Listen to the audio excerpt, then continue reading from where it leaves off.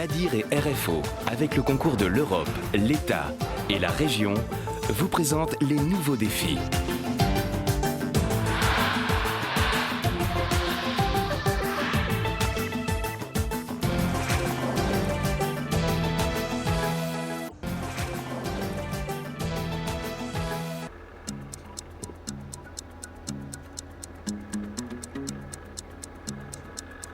« 5h15, l'Ocean Trader entre dans le port de la Pointe des Galets.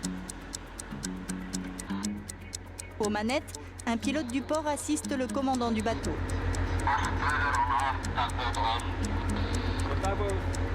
C'est le début d'une longue journée, le porte-conteneur arrive de Victoria aux Seychelles et doit repartir le soir même pour l'île Maurice.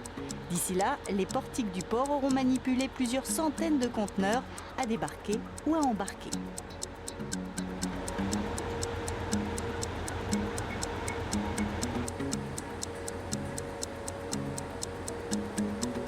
À peine arrivé à quai, il faut régler les démarches administratives. Le commandant et le représentant de la compagnie maritime, propriétaire des conteneurs, font un point sur le déroulement du déchargement. 4 hours only.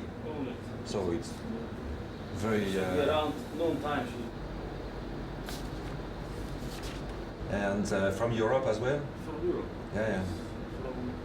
Alors en fait, avec le commandant, on se contacte en amont plusieurs fois par mail. Donc il sait déjà exactement ce qu'il va faire.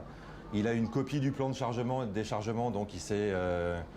Je lui ai déjà expliqué qu'on avait 3 portiques et 3 équipes de dockers de 7 à 14 et 2 portiques de 14 à 21 et que son départ est prévu à 21h30.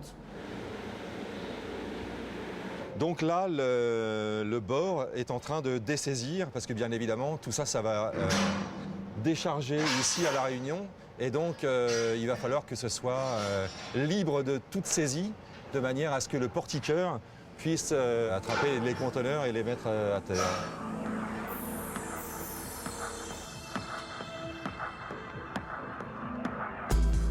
Dans sa cabine, le chief mate, le second sur le bateau, a commencé sa journée. Durant le débarquement, il s'assure de la stabilité du navire.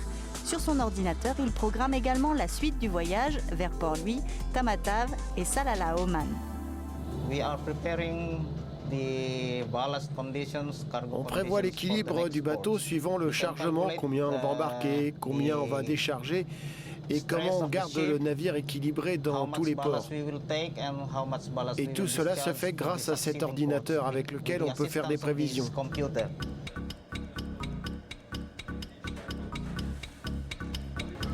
Hello, good morning. Breakfast, dried fish.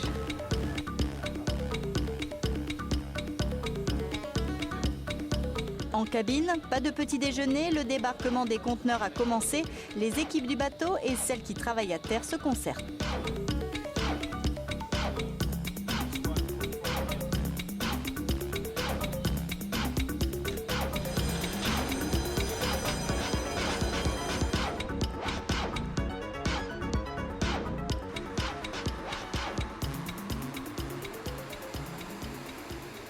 Je supervise le déchargement et le chargement du bateau pour optimiser. En fin de compte, le bateau il est là jusqu'à 9h ce soir. Et comme ce matin j'ai 3 équipes et cet après-midi 2 équipes, donc il faut que je supervise le travail en fonction qu'il n'y ait pas un portique qui termine 2 heures avant l'autre, quoi. Comme ça, on peut charger le maximum de conteneurs.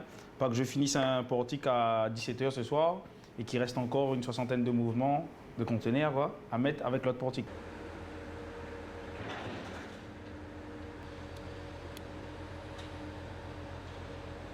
J'ai un portique qui est là, en train de décharger là. J'ai un portique qui est en train de décharger là. Et l'autre portique qui est en train de décharger là.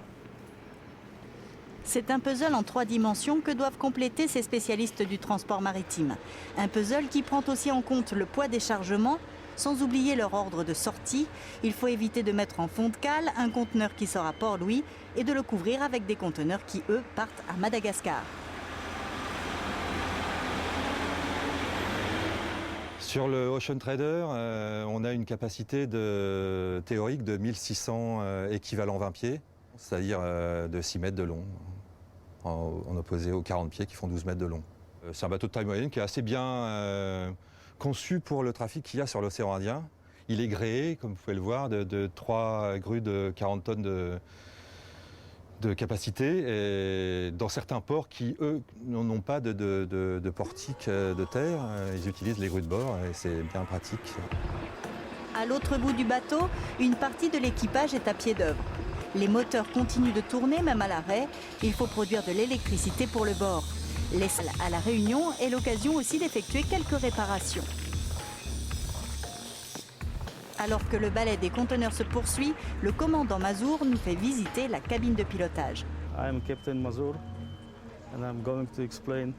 Je suis le commandant Mazur et je vais vous présenter les outils de navigation de ce bateau.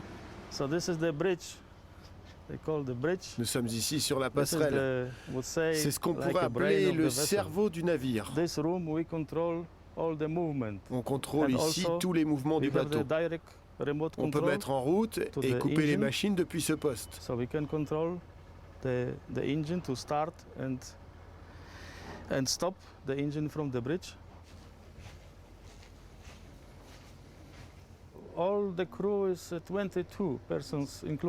L'équipage compte 22 personnes, moi y compris. C'est une moyenne. Le minimum nécessaire à bord, c'est 15 membres d'équipage. Le maximum, c'est 30. C'est la limite de nos canaux de sauvetage. Voici notre route.